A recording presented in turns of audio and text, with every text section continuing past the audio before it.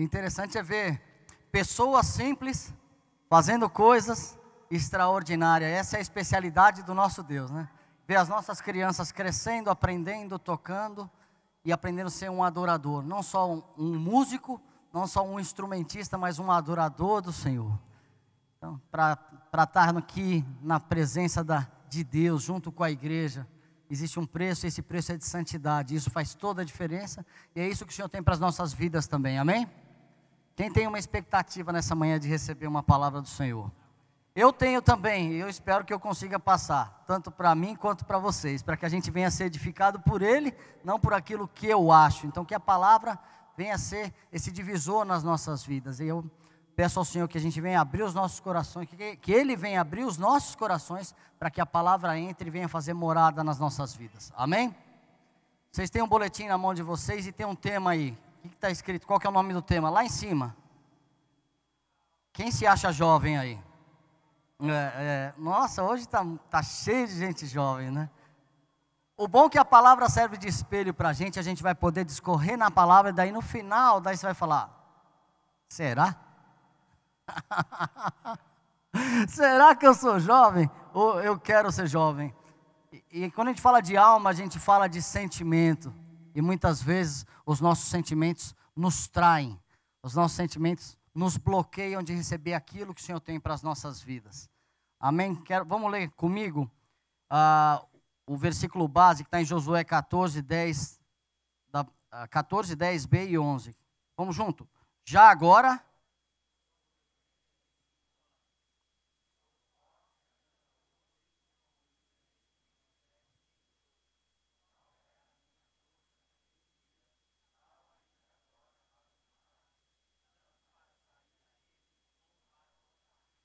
A gente sabe pela história e eu creio que todo mundo já ouviu, até em escola dominical e quando era criança, nos livrinhos, a palavra sendo ministrada quando se dizia da história de Moisés, a história de Josué, e a gente sabe que Josué e Caleb foram enviados com 12 espias para ver a terra que havia sido prometido para o povo de Israel. E desses 12, 2 tiveram uma visão diferente e 10 tiveram uma visão completamente uma visão real, mas sem esperança daquilo que eles estavam vendo lá. E Josué e Caleb, eles mantiveram a visão naquilo que Deus havia prometido. A terra é boa, mana leite e mel, tem grandes frutos, tem tudo. Existem gigantes também, mas se o Senhor se agradar de nós, nós vamos comer esses gigantes. E os outros fitaram os olhos nas dificuldades e viram que aquelas dificuldades iam ser um empecilho para a promessa daquilo que Deus havia feito para eles. Nas nossas vidas é da mesma forma. Existe uma promessa, existe salvação, existe vida abundância, mas existem muitas lutas. E quando eu coloco os meus olhos nessas lutas, automaticamente eu começo a enfermar minha alma e ficar dodói. Fico dodói, e não recebo o melhor de Deus para a minha vida, porque eu mesmo crio um bloqueador da promessa do Senhor na minha vida por causa da dificuldade. Mas se eu tenho fé naquilo que o Senhor disse, prometeu, eu vou caminhar na direção da promessa e as coisas vão acontecer segundo a vontade dEle, não segundo o meu desejo, o desejo do meu coração, porque muitas vezes as coisas não acontecem porque eu quero receber coisas que vão ser benefícios individuais e não de acordo com o propósito de Deus para a minha vida. Josué e Caleb tinham certeza do propósito. Eles tinham certeza do chamado. Eles tinham certeza que Moisés havia passado o cajado na mão deles. E a gente vai olhar a terra, a gente vai habitar naquela terra. Hoje, dentro da igreja é da mesma forma. Muitas vezes a gente está paralisado, porque a gente olha a dificuldade. E a dificuldade nos tira do propósito, nos tira do foco, e a gente chega a desanimar. Lembra que esse povo passou 400 anos como escravo no Egito? 400 anos andando, fazendo e submetendo à vontade dos outros. Lá eles tinham comida, não devia ser boa, mas tinham. Eles tinham morada, mas assim que eles saem, que eles vão enfrentar um desafio, eles desanimam, eles começam a retroceder. Não foi assim com Josué, não foi assim com Caleb. Quem somos nós? Se nós fôssemos um dos 12, quem eu seria? Né? seria Josué e Caleb, eu ia falar, caramba, não vou mexer com isso não. Mas no andar da palavra a gente vai conseguir entender algumas coisas. Antes de eu entrar nessa palavra, tem um versículo que falou muito forte no meu coração, que não está no boletim, se vocês quiserem abrir o aplicativo, a Bíblia, ou simplesmente anotar, que está em Hebreus 4, 12. Que diz assim: porque a palavra de Deus é viva e eficaz. A palavra de Deus, ela é mais penetrante que uma espada de 2 gumes. E penetra a divisão da alma e do espírito, das juntas e medulas. E é apta, a palavra de Deus, ela é apta para discernir os pensamentos e intenções do coração. Já li esse versículo diversas vezes, a gente ouve esses versículos em oração, a gente fala esse versículo em oração. Mas esses dias foi diferente comigo, na hora que eu estava meditando nesse versículo. Então, por que a palavra de Deus ela é apta para dividir a alma do espírito? A alma do espírito, as juntas e medula. O que isso quer dizer, Senhor? O que isso quer dizer? Como eu consigo aplicar isso na minha vida? Por que isso vai ser capaz dessa divisão? Daí eu comecei a lembrar que na nossa alma ficam as nossas emoções. Na nossa alma fica aquilo que a gente vê. Nós ministramos esses dias olhos bons e olhos maus, né? Se os nossos olhos forem bons, todo o nosso corpo terá.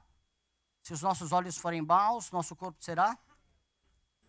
Então, se eu tenho bons olhos, eu estou com a minha alma alegre e eu estou trazendo luz para o meu corpo, eu estou trazendo luz para o meu espírito. Se eu estou com os olhos maus em alguma situação ou alguma coisa me chateou, automaticamente a minha alma se enferma e ela mata o meu espírito. Porque um irmão dodói, vou falar de mim, todas as vezes que eu fico dodói, ou que eu fico chateado aqui ou em qualquer lugar, eu quero me afastar. Eu falei, poxa, eu estou servindo ao Senhor e estou com um problema, então não vou mexer com isso. A alma dodói, só que o espírito está lá, ó, sedento, assim, me dá comida, me dá comida, me dá comida. Aí sabe o que a alma está fazendo? Fechando a boca do espírito e não deixando o meu espírito se alimentar da palavra de Deus. Só que o que é apto para separar a alma e o espírito? É a palavra de Deus. E quando a gente fica dodói, primeira coisa que a gente corta, não estou falando de vocês de novo, fala de mim, é a palavra, é a comunhão, são as fontes que a gente recebe a palavra de Deus.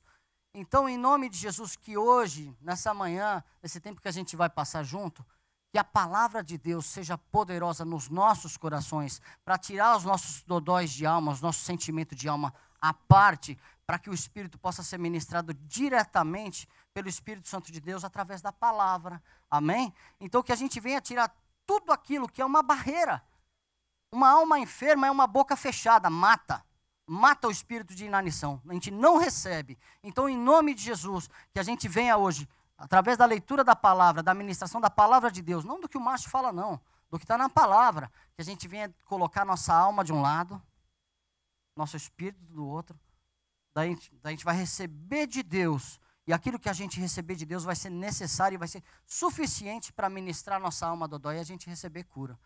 Sabe quando duas crianças brigam? O que a gente faz? Separa um para um lado, um para o outro, daí vem alguém com o papel do Espírito Santo, do Consolador, do óleo da unção, e fala assim, ministra um, ministra outro, ministra um, ministra outro. Então hoje, que a gente venha fazer isso, que a gente venha separar a alma e o espírito, para que a alma, nossa alma, que pode estar enferma, pare de matar o nosso espírito, que a gente receba aquilo que é a palavra de Deus, que vai nos trazer vida, para que nossa alma venha a ser restaurada também.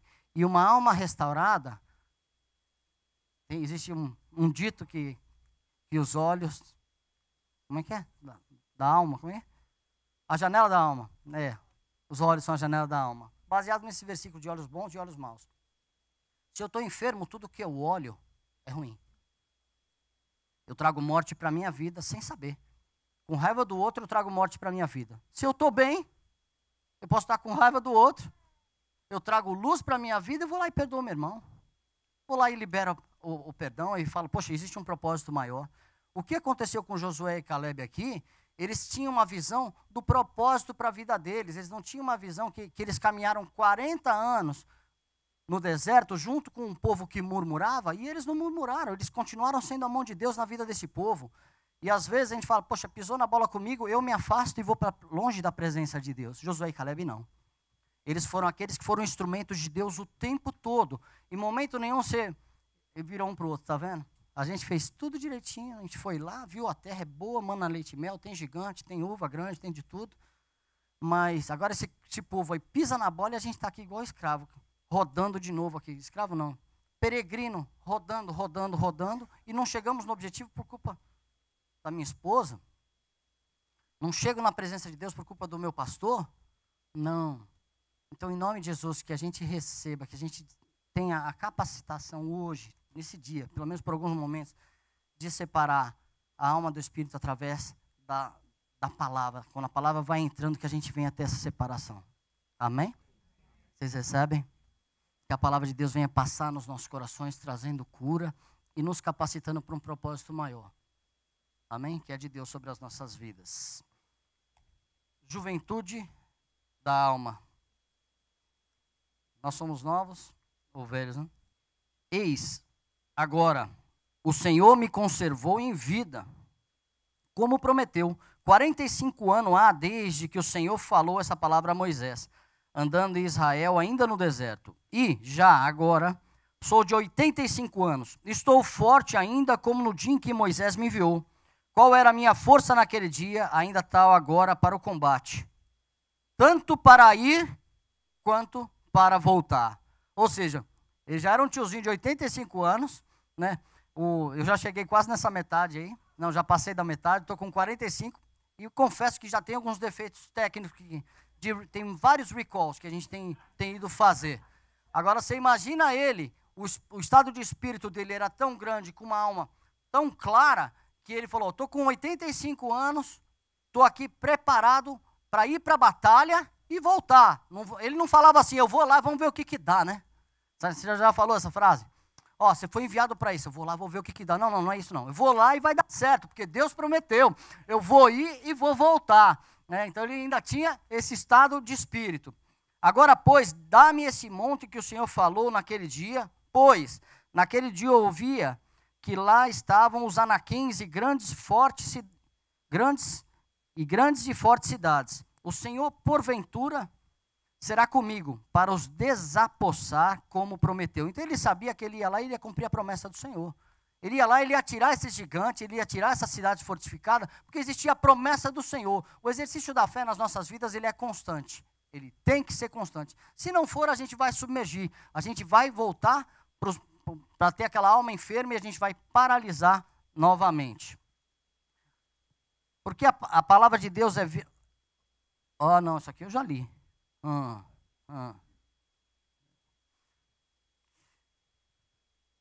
Tá lendo de novo que a palavra de Deus é viva e eficaz, né? Será que você está ficando velho? Como está o seu ânimo com a sua vida espiritual? Com todo respeito. Ele está falando de velho de alma. Tem pessoas que é velho quando criança.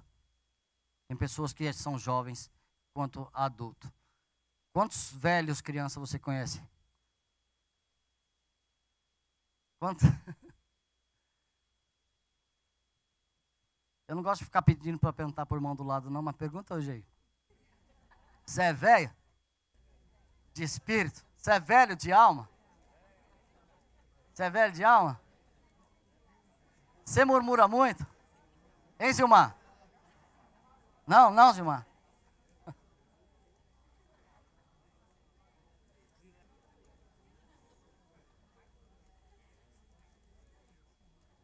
Como é que tá a nossa alma? A nossa alma tem matado o nosso espírito? Só nesse pequeno versículo de Hebreus 4:12. A nossa alma tem bloqueado a gente de receber a palavra de Deus?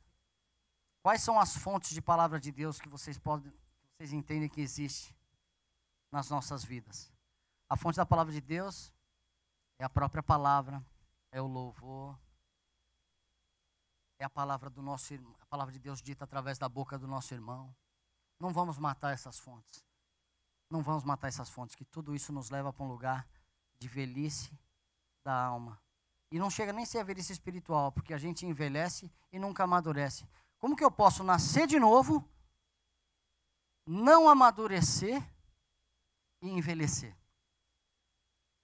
Existe dentro da igreja, e muitas vezes eu passei por isso, eu me sentindo um velho espiritual, sem nem mesmo ter entendido qual era o propósito de Deus para a minha vida. Por quê? Pela falta da palavra. Pela falta da palavra. Então que a palavra venha fazer essa morada. Sinais que será que estou ficando velho? Sinais aparentes de velhice. Vê se você tem. Espírito crítico.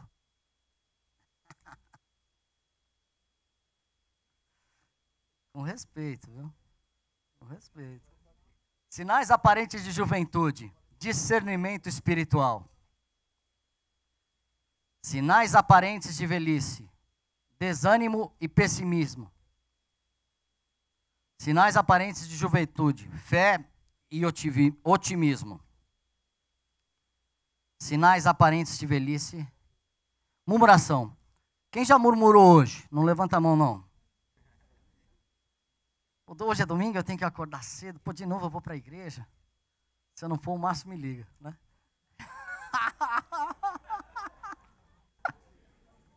Ai, eu não quero receber o telefonema daquele chato. Olha, eu posso ser um instrumento de Deus na sua vida. Eu posso estar trazendo a palavra para você. Não me chame de chato. Cure sua alma, entendeu? E receba a palavra, porque ela vai trazer vida para o seu espírito. Você entendeu? Mas é difícil, a semana é corrida. A gente cansa mesmo, essa caixa aqui cansa. E quanto mais maduro a gente vai ficando, mais cansado a gente fica. Fico feliz em ver aqui Dona Zélia e Kátia, sempre no primeiro banco. As meninas chegam, ó, com muita dificuldade de andar, daí eu falo, eu vou lá ver o pastor, daí eu tenho que dar um beijo, né? Então, ânimo, ânimo, ânimo, ânimo, a gente precisa desse ânimo, me motiva, com toda a dificuldade, as meninas estão sempre aqui no primeiro banquinho da igreja, né? E às vezes até eu falo, poxa vida, não tenho nem dormido. Sinais aparentes de juventude, louvor e adoração. Queridos, nós temos um propósito maravilhoso e é para exaltar o nome do Senhor. Foi para isso que vocês foram criados, que nós fomos criados, para o louvor da glória do Senhor. Daí como é que a gente vai adorar o nome do Senhor? Como é que a gente vai exaltar o nome do Senhor? A Bíblia diz que é assim, é em espírito e em verdade. Em espírito te adoramos, te adoramos, em espírito e em verdade, te adoramos,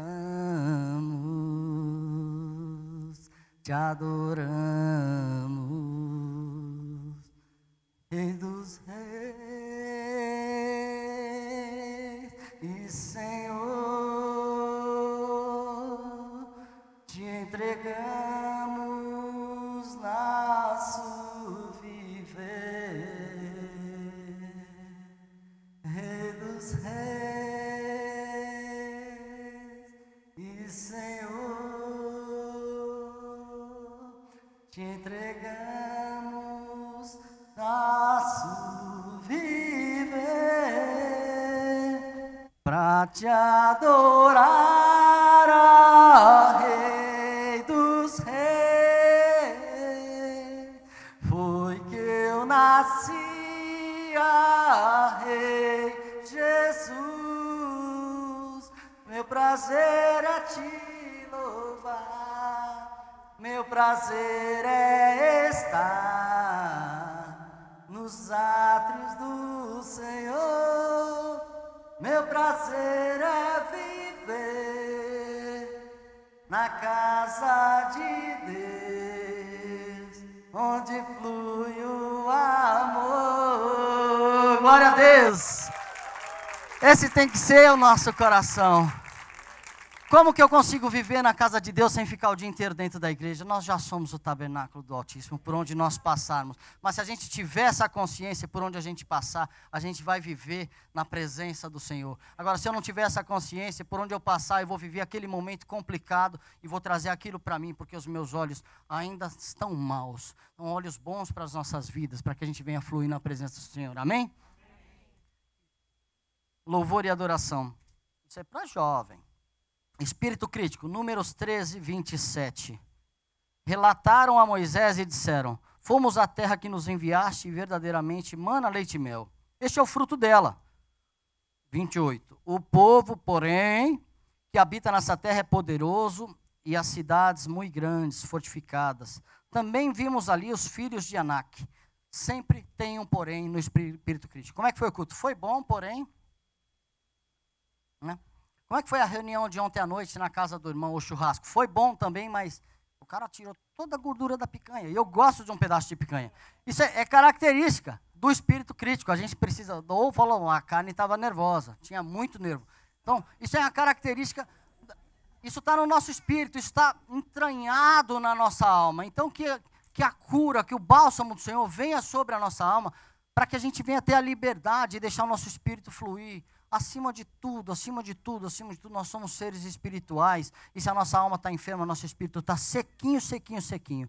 Porque a alma enferma fala assim: eu vou fazer a minha vontade. Daí vai para tudo aquilo que é vontade da carne, desejo da carne, e mata o espírito. Existe um espaço dentro de nós que só pode ser preenchido pelo Espírito que dá a vida, o Espírito Santo de Deus. Daí fala: poxa, eu vou me dar um tempo de retiro, estou cansado, não vou à igreja por um mês. Beleza, não pode vir, pode não vir, não tem problema.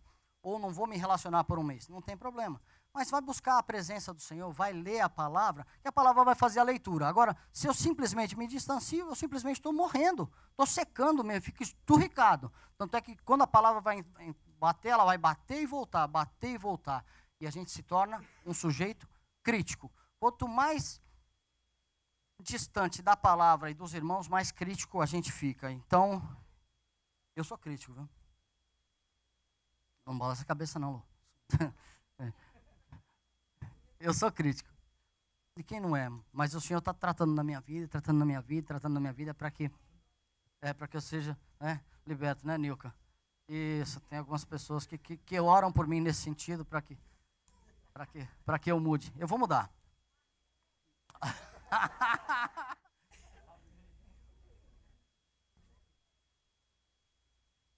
E aquele que fala assim: não vai dar certo. Você está fazendo isso, mas não vai dar certo. Vocês acabaram de passar por um processo, agora alugaram a igreja. Rapaz, vai dar certo isso? Já deu, tá quase pronto. Nossa igreja está grande, viu? O prédio está grande e está cheio de pessoas também, amém? Pessoas com o espírito bombando e com a alma fresca no Senhor, todo mundo curado. A gente precisa deixar de ser crítico e se envolver na obra do Senhor. Aqueles caras que estavam criticando eram aqueles que não se envolviam frente a frente, que não queriam pegar a mão no cajado e caminhar. Esse é o sujeito crítico. Está fazendo? Tá beleza. Não está fazendo? Se torna crítico. Então, cada um pega seu cajadinho e vamos fazer a obra do Senhor. Daí os críticos vão morrendo. Põe a mão no arado e vamos. Não olha para trás, não. Se olhar para trás, vai começar a fazer curva, vai sair do propósito. Põe a mão no arado para que a gente venha ser digno da obra que o Senhor colocou nas nossas mãos. O jovem, discernimento espiritual, Números 4, 8. Se o Senhor se agradar de nós, então nos fará entrar nessa terra e nula dará. Terra que mana leite e mel. Encarar o problema de frente, encarar a situação de frente, isso é ter discernimento, não é ficar paralisado. Quando a gente vê o contexto de Neemias, quando eles estavam reconstruindo os muros, a estratégia, colocou cada um reconstruindo os muros próximos da sua casa. Logística. Tem um trabalho de logística fantástico, né? O Brasil a gente tem um problema grave, né? Aqui também, né? Mora em Boca Raton, trabalha em Miami. Logística. Então, as empresas são treinadas para quê? Para tentar contratar trabalhadores locais. Neemias fez isso. Colocou as pessoas todas próximas de sua casa. E lá eles tinham que guerrear e reconstruir os muros. Uma mão estava a espada ou o escudo, na outra mão a pá de pedreiro e a picareta. Então, só que eles não paravam, falar assim, espera um pouquinho, agora eu não vou guerrear, tá bom? Não vou guerrear porque eu tenho que construir um muro. Não tinha essa opção. Então tem horas que nós, que estamos com a mão no arado, falar assim, agora eu tenho que construir minha casa, eu vou parar um pouco de trabalhar, porque eu sou o exército de Deus, sabe? Mas eu vou parar de trabalhar no exército de Deus só um pouquinho, para construir só a minha casa. Vou tomar chumbo nas costas. Vou tomar chumbo. Isso aí é aquele que põe a mão no arado e olha para trás. Existe uma obra, e essa obra é para a gente fazer simultaneamente. Eu vou conseguir edificar os muros da minha casa, vou edificar a minha vida, a vida da minha família, e vou guerrear no mundo espiritual, fazendo aquilo que Deus colocou na minha mão. Nós não podemos paralisar a igreja. Não podemos paralisar, a gente não pode priorizar nenhum nem outro. Ou aquele fala assim, só vou edificar a igreja, vai cair o muro da casa. Vai cair o muro da casa. Existe equilíbrio. Eu tenho que fazer a obra do Senhor e com a minha família junto. Com a minha família junto. A gente vai trabalhando lado a lado, todo mundo alinhado. Mas nenhum e nem outro. Eu não posso pegar ou para a direita ou para a esquerda. Se eu sou discípulo do Senhor. Quando a gente vê aquela parábola do semeador, a parábola do semeador é interessante. Não, dos talentos, né? Parábola dos talentos. O Senhor deu 1 talento a um, 5 ao outro. Depois de um tempo ele voltou. E aquele que tinha ganho 5, multiplicou, está aqui o seu 5, está aqui outros 5. O outro que tinha uma outra quantidade também, dobrou a quantidade. E aquele que tinha 1 talento, falou, está aqui o seu talento, Senhor, porque tive medo, porque sei que o Senhor é severo. Então, não investi o seu talento, não fiz nada com aquilo que o Senhor me deu, estou te devolvendo porque sei que o Senhor é bravo, severo. E Deus falou assim, tomou o talento dele e deu àquele que tinha mais. Sabe o que é o talento nas nossas vidas? É a vida de Deus que cada um de nós já tem. Cada um de nós já tem essa vida dentro da gente. O que a gente tem feito com a vida que Deus nos deu? Nós temos multiplicado ou a gente está guardando com medo do Senhor? Quantas vidas já foram multiplicadas através da minha vida ou da vida de Deus que habita em mim? O que eu tenho feito com esse talento? Existe uma responsabilidade, senão a gente não é corpo. Sou corpo? Aquele que tem o espírito tem a vida. Aquele que tem a vida multiplica. Sai de mim alguma coisa que traz vida para o outro? Tem saído das nossas vidas? Como está a nossa multiplicação? Com amor, viu? Com muito amor. Que o Senhor venha trazer discernimento aos nossos corações, que a palavra faça a morada e que a gente venha assumir a nossa responsabilidade. É igual quando a gente é pai. Não tem mais, não dá para voltar para trás. Nasceu a criança. Você sabe? Não sei, mas tem que aprender a cuidar.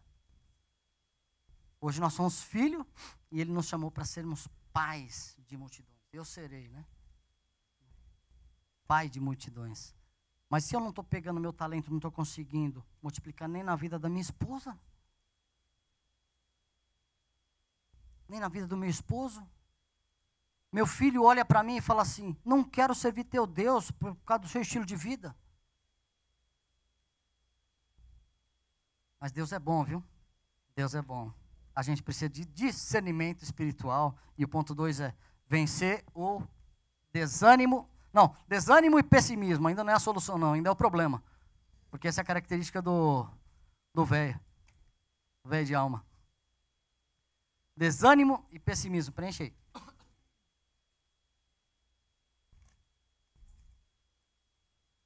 Números 13. Porém, os homens que com ele tinham subido disseram, não podemos subir contra aquele povo, porque é mais forte do que nós.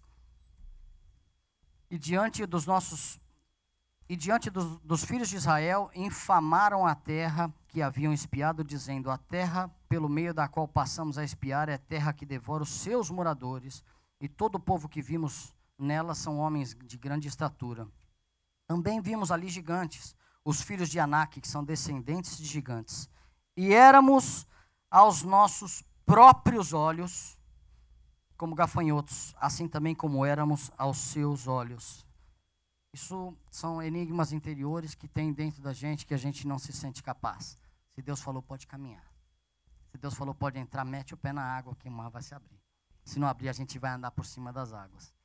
Se não andar, a gente vai aprender a nadar, mas que a gente vai chegar do outro lado, vai. Porque se ele falou, está falado, não tem o que fazer, vamos caminhar. Ele já nos fez, ele já nos deu essa vida. O que eu tenho feito com ela? O que eu tenho feito com ela? O desafio é grande, mas é glorioso, é delicioso. Isso nos mantém jovens, isso nos mantém preparados para o dia a dia. Porque não é fácil, é pancada todo dia, de manhã, de tarde. Todo dia, pancada, pancada, pancada. Agora, eu vou desfalecer e morrer, ou eu vou me levantar, me fortalecer no Senhor, trazer cura para minha alma, alimentar o meu espírito e me colocar de pé. Vem cá, pode vir que eu vou caminhar. Então, todo dói. Olhos bons ou olhos ruins? Essa semana aconteceu uma coisa interessante e triste.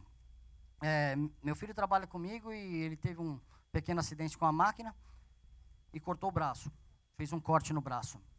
E fui para lá, foi difícil, foi delicado, foi um corte profundo, mas ele tinha que ver a situação. Eu falei assim, o que o senhor está querendo com essa história? Eu tenho certeza que ele não queria que meu filho se machucasse. Mas aconteceu o acidente. E aí, daí eu fui lá, tá mexendo a mão? Tá. Então beleza, glória a Deus pelo livramento.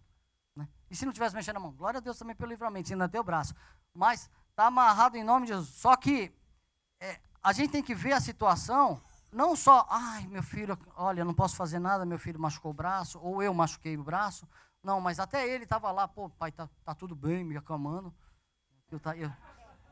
Eu cheguei tremendo, daí um corte no bom tamanho, dava para ver o tendão. Eu mexi assim, vi o tendão. Glória a Deus, porque não cortou o tendão. Então, olhos bons e olhos ruins. Quem sou eu? Eu estou velho de alma? Tudo eu murmuro? Tudo eu murmuro? Dirigindo, às vezes eu sou velho, né, Tia Lu? Então, mas qual que é o nosso estilo de vida? Eu vejo as coisas do prisma do Senhor, eu fico só no terreno. Se eu ficar só no terreno, eu vou morrer. Agora, se eu consigo subir e falar, obrigado pelo livramento, Senhor, poderia ter sido pior, e o Senhor livrou meu filho e ele está bem aqui. Glória a Deus. E a gente vai, né, ter mais cuidado. Em nome de Jesus. A gente precisa. Fé e otimismo. Números 13, 30. Então Caleb fez calar o povo perante Moisés e disse, eita, bora, subamos e possuamos a terra, porque certamente prevaleceremos contra ela. Abacuque 2,4, eis o soberbo, sua alma não é reta nele, mas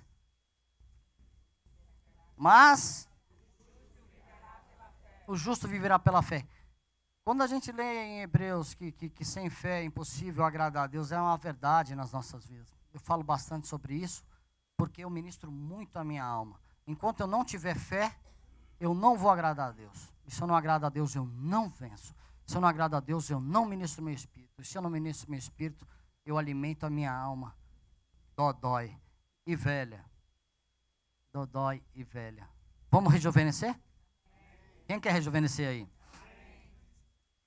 Tiago 1,6. Peça, porém, com fé, em nada duvidando, pois o que duvida é semelhante à onda do mar, impelida e agitada pelo vento. A gente tem que pedir por fé e não deixar a vida nos levar. Vida não leva eu não. Não deixar. Deixa a vida me levar, né? Cantei muito, vivi muito assim, viu? Deixa a vida me levar. Até que... Até Telestai, né? Tive um belo encontro com o Senhor e mudou, né? Deixei o Zeca, deixei todos esses caras para trás. Deixei, porque eu era pastoreado por essa turma aí e ministrava minha alma. E existia uma alegria muito grande na minha alma. Existia. Só que existia uma frustração e um vazio gigante no meu espírito. Eu deixava a vida me levar, né? Mas isso é aquele que não tem fé, porque quem tem fé não é agitado pelo vento. Quem tem fé crê na promessa que já foi dita pelo Senhor. É nessa que a gente vai. Só que quanto eu recebo, quanto eu leio, quanto eu ouço, quanto eu louvo da palavra. Não é por milagre, não. As igrejas vêm hoje numa crescente. Olha eu julgando. As pessoas vêm reproduzindo coisas que aprenderam na igreja. Eu venho, me converto aqui na igreja, e para ouvir do Espírito Santo é assim, o Espírito Santo só fala assim, eu aprendo. Daí eu vou e vou reproduzindo isso, Só que eu não vou na fonte ver, poxa, essa atitude aí está na palavra? Então as igrejas estão cheias de pessoas que não se sentem corpo e vão ao culto para receber um toque. Deus já tocou nossas vidas. Eu creio na imposição de mãos. E isso é real e tem que acontecer. Agora, nós já somos. O Espírito habita dentro de nós. Chega de vir à igreja esperar o milagre, o sobrenatural, porque eu tenho que abrir a Bíblia em casa, orar em casa, louvar em casa e receber direto da fonte. Nós somos corpo, ele habita dentro da gente. No momento do louvor, começa a sentir um frio na barriga, um frio, uma presença de Deus. Não é que ninguém veio e derramou sobre mim, não. É o Espírito que encheu o que estava aqui dentro e avivou aquilo que habita. Nós somos tabernáculo do Altíssimo. Então, a gente tem que ser esses. Chega de esperar que outro faça para mim. Que outro faça para mim.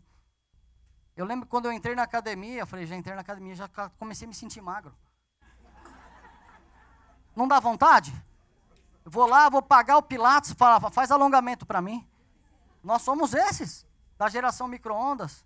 Então a gente tem que mudar a mentalidade como corpo de Cristo. A gente precisa conseguir receber direto dele. Gente, quer ver um segredo? Deus fala. Demorei anos demais para entender que Deus falava, gente. Deus tem falado com vocês, no individual. Deus fala. Receba da fonte. Receba a vida da fonte. Ministre a sua própria alma. Em nome de Jesus, para que a gente venha fluir, se deliciar na presença dEle. Que os nossos encontros de domingo venham ser leves. Na presença do Senhor, a leveza. Na presença do Senhor, a alegria. Na presença do Senhor, a tudo de bom. Que satisfaz a nossa alma também. A gozo. Então, mas, se a gente não lê nada, não busca nada, não ora nada, fica sempre um pouquinho mais pesado. Mas Deus vai fazendo isso aí com as nossas vidas. Amém? Ponto 3, daquele que não é jovem. Sinais, com respeito, né? Sinais aparentes de velhice. Murmuração. Números 14. Levantou-se, pois, toda a congregação e gritou em voz alta. E o povo chorou aquela noite. Todos os filhos de Israel murmuraram contra Moisés e contra Arão. E toda a congregação lhes disse: tomara tivéssemos morrido na terra do Egito, ou mesmo neste deserto. Quem eram Moisés e Arão? Quem eram?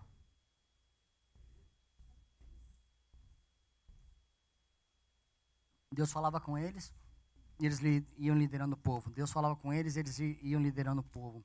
Saíram, viram, o povo viu sinais, maravilhas, coisas maravilhosas, coisas grandes. Vocês todos sabem muito bem dessa história. Mas era melhor a gente ter morrido no Egito. Porque um começa a murmurar, o outro começa a murmurar, o outro começa a murmurar. Não está buscando da presença, não está tendo comunhão com o Senhor, automaticamente contamina o corpo inteiro e vai matando toda a liderança. Vai matando toda a liderança. Mas naquela época, o Espírito Santo não habitava no ser humano. Deus falava com os líderes e os líderes falavam à multidão. Mas o caráter do homem acho que era semelhante. Hoje o Espírito Santo já habita em nós e ele que nos convence da justiça, do pecado e do juízo. Nós não temos a mínima intenção de convencer ninguém de nada. A gente profere a palavra e a gente espera que o Espírito Santo fale com cada um de nós. Mas que a gente venha sair desse lugar, que nós não venhamos nos reunir para tentar derrubar a obra que é feita pelas mãos de Deus através de homens.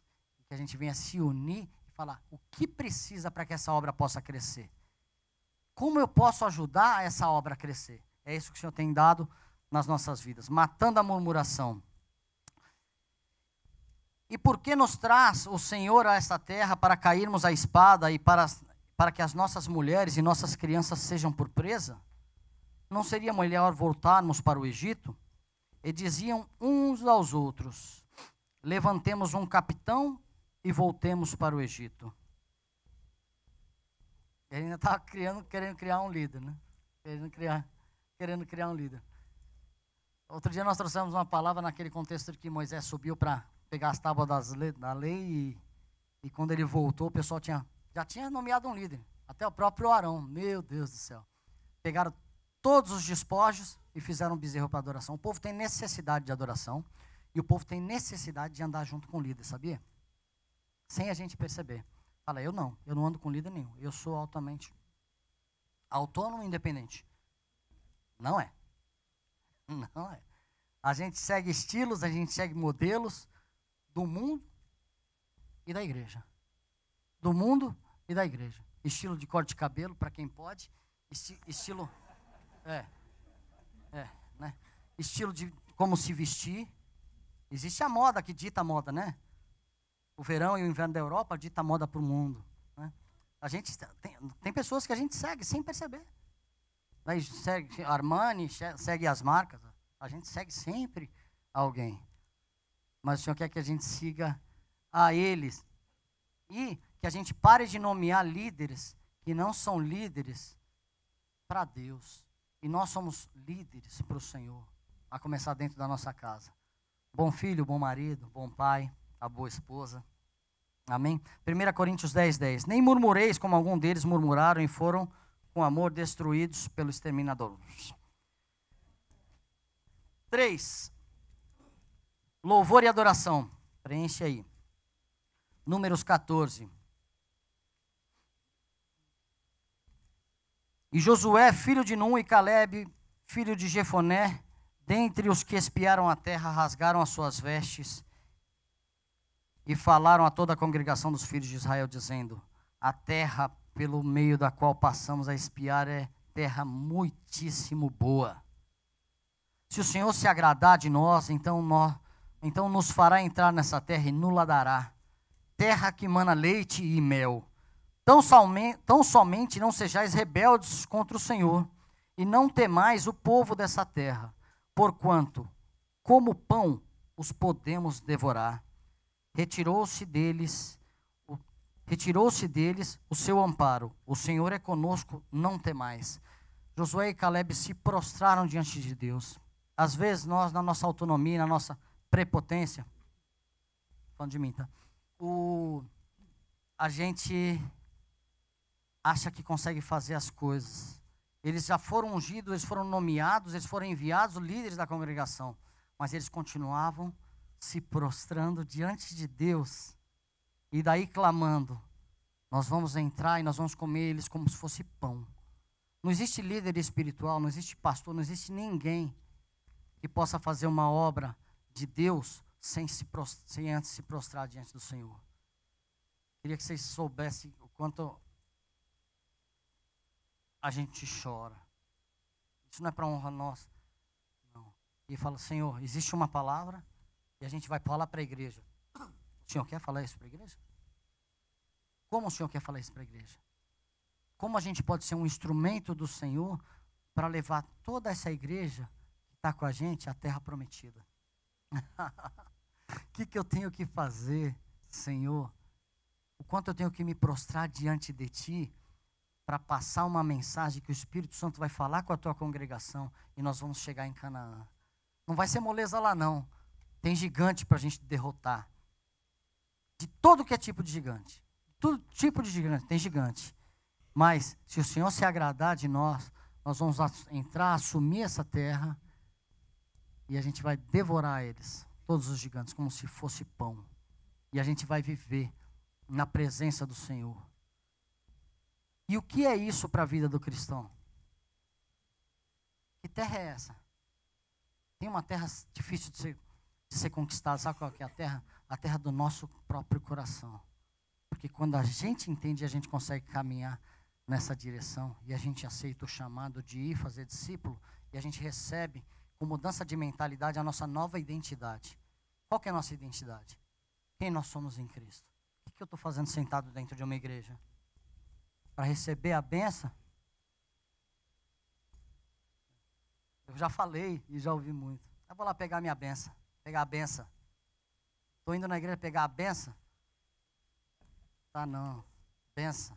Está vindo na igreja se reunir como corpo e ser edificado para ter um crescimento e ter uma mudança de atitude lá fora. Dentro de casa.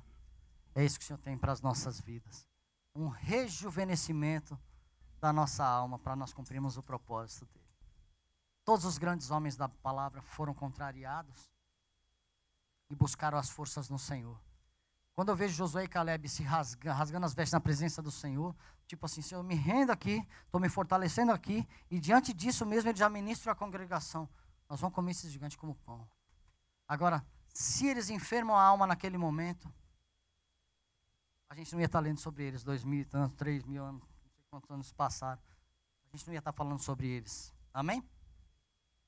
Quem quer aprender o que conserva a juventude da alma?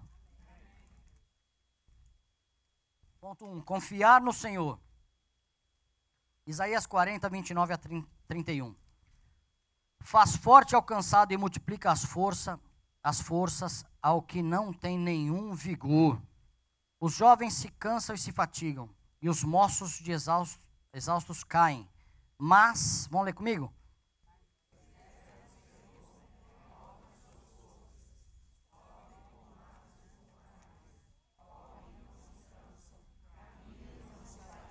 Vamos ler de novo, depois da vírgula. Mas, renova suas forças.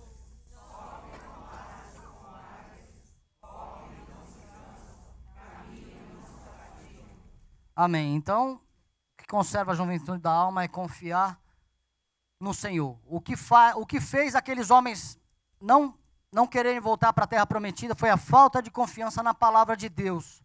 Qual situação você está vivendo hoje que te faz confiar ou não no Senhor? Essa situação está te envelhecendo ou está te rejuvenescendo? A dificuldade que você está tendo, você está lembrando que existe um Deus, que Ele é todo poderoso, foi Ele que te resgatou com um propósito, ou essa situação está te apartando daquilo que Ele deu para a sua vida? Então, se eu perder a fé, nós já falamos um pouco acima, se eu perder a fé, eu estou dizendo, eu não confio no Senhor. Quando eu acho que tudo vai dar errado, eu estou declarando com o meu estilo de vida, eu não confio no Senhor. O Senhor não é suficiente na minha vida. Aquela morte na cruz não foi suficiente para cobrir todas as minhas debilidades que eu tenho aqui na terra. Mas os que confiam no Senhor vão renovar suas forças, vão subir, vão voar e vão estar revestidos pelo poder dEle.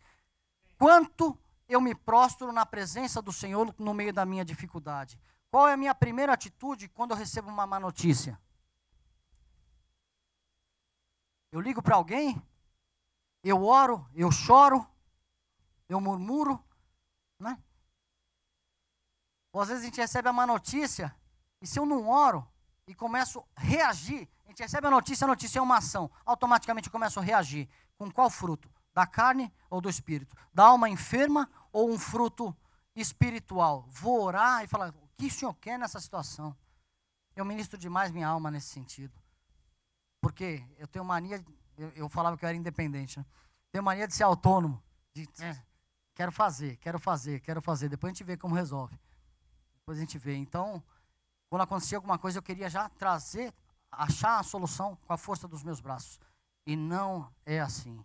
A gente tem que confiar no Senhor e esperar o que Ele está falando. Josué e Caleb confiaram no Senhor, se prostraram. Não perder os sonhos de Deus no meio da prova e dos anos.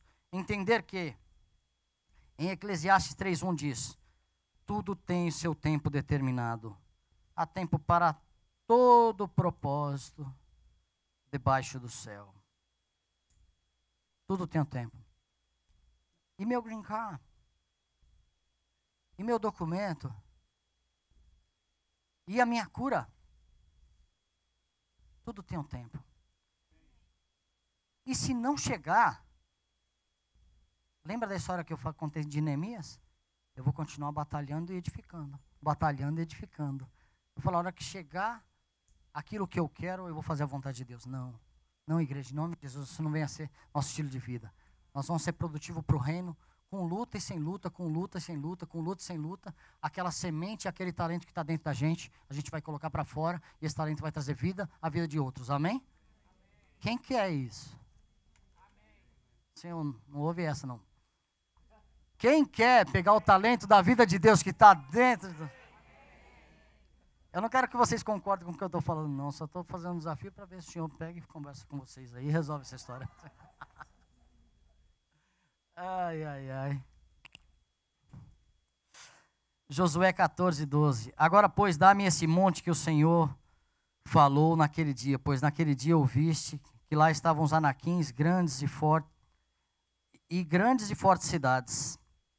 O Senhor, porventura, será comigo para os desapossar, como prometeu. Josué 13. Josué o abençoou e deu a Calebe, filho de Jefoné, Hebrom como herança. Portanto, Hebrom passou a ser de Calebe, filho de Jefoné, o quenezeu, em herança até o dia de hoje, visto que perseveraram em seguir o Senhor. Os sonhos de Deus nunca vão morrer ao nosso respeito. Existe uma promessa. Teve um dia que eu falei aqui que existem pessoas que vão ser salvas através da mão de vocês. Isso já foi determinado, da minha mão. Então, isso é um sonho de Deus. Se Deus determinou isso, nós não vamos matar por causa da enfermidade da nossa alma. A gente vai tratar a nossa alma, fortalecer o espírito e vamos salvar quem é aquele que o Senhor determinou para ser salvo através das nossas mãos. Amém? Não mentir ao espírito. Mentir ao espírito é coisa de alma velha. Existem promessas que a gente faz, existem mentiras, existem votos que a gente faz que são mentiras ao espírito. A gente vai contar uma história do contexto de Ananias e Safira, que está em Atos 5. Entretanto, certo homem chamado Ananias, com sua mulher Safira, vendeu uma propriedade, mas, em acordo com a sua mulher, reteve parte do preço e, levando o restante, depositou aos pés dos apóstolos. Então disse Pedro a Ananias: por que encheu Satanás o teu coração, para que mentisses ao Espírito Santo, reservando parte do valor do campo? Conservando-o, porventura, não seria teu? E vendido, não estaria em teu poder? Como, pois, assentaste no teu coração este desígnio? Não mentisse a homens, mas mentisse a Deus. Eles não eram obrigados a vender e entregar o terreno, o valor do terreno. Isso era uma oferta voluntária. Mas eles estavam num contexto de guerra, eles iam ser atacados e tudo ia ser perdido. Por isso que ele fala aqui, vendido não estaria em teu poder? Porque se você vendesse e colocasse tudo aos pés dos apóstolos, vocês iam usufruir como corpo de tudo aquilo. E eles falaram, vai ter uma oferta? Vamos fazer uma oferta, mas vamos segurar um pedaço aí, ó. Não estou falando de dinheiro, não, estou falando de princípio, tá? Daí ele entrou em acordo com a mulher dele, vendeu e deu uma parte daquilo que ele havia prometido. Ele não precisava. Ele poderia falar, estou dando, mas estou dando metade. Não minta. Não minta ao Espírito Santo. Aí isso conserva uma alma jovem, rejuvenescida. Não faça promessas que não pode cumprir. Atos 5, 6 a 10. Levantando-se os moços, tem um nome aí em grego, neaniscos, cobriram-lhe o corpo e levando-o, o sepultaram. Quase 3 horas depois, entrou a mulher de Ananias, não sabendo o que ocorrera com o falecido marido dela. Então Pedro, dirigindo-se a ela, perguntou-lhe, dize-me, vendestes por quanto aquela terra? Ela respondeu, sim, portanto. Tornou-lhe Pedro, por que entrastes em acordo para tentar o Espírito do Senhor? Eis aí a porta aos pés dos que sepultaram teu marido, e eles também te levarão. No mesmo instante, caiu ela aos pés de Pedro e expirou. Entrando os moços, neaniscos, acharam-na morta e levando-a sepultaram para junto do marido. Neaniscos é a palavra usada para jovens, não somente de idade, mas no sentido de alguém com disposição de trabalhar e estabelecer o que é novo. Então, aquele que tem a alma velha, que mente ao Espírito, vai perecer, e os novos vão tirar tudo que é velho do meio da congregação e vão fazer a vontade do Senhor. O que o Senhor tem para as nossas vidas, que a gente venha rejuvenescer na presença dEle, que a gente venha fortalecer as nossas vidas e pegar tudo aquilo que Ele já colocou nas nossas mãos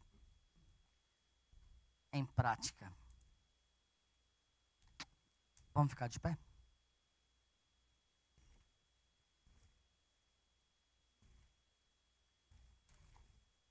Nós falamos de alma,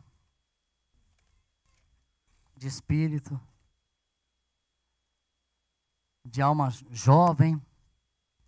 E vocês puderam fazer uma análise, creio, como está a nossa alma, como está a alma de vocês. O Senhor quer nos renovar e renovar com um propósito. Da mesma forma que Ele renovou e manteve jovens Josué e Caleb, é porque para que eles tivessem o propósito de levar o povo até aquele lugar, até a terra que mana leite e mel. Existem pessoas que te seguem, existem esposas, maridos, crianças, irmãos. Como está a nossa alma? Estou jovem? Eu estou velho? O Senhor quer nos rejuvenescer. Ele quer tratar todas as áreas, toda aquela enfermidade da alma que bloqueia a gente de alimentar o espírito. E quando eu paro de alimentar o meu espírito, eu automaticamente paro de querer fazer a vontade do Senhor. E as coisas de Deus, elas começam a queimar de dentro. Quando a gente está ali no banco, antes de vir aqui, começa a queimar, começa a derreter de dentro para fora aquilo que é da palavra do Senhor.